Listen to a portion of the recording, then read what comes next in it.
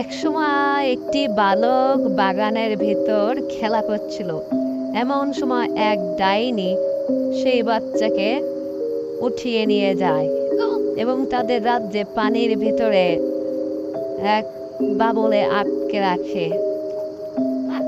তাদের রাজ্যে সেই বাচ্চাকে আটকে রেখে এমন সময় সমুদ্রের ভিতরে এক ডলফিন এসে হাজির।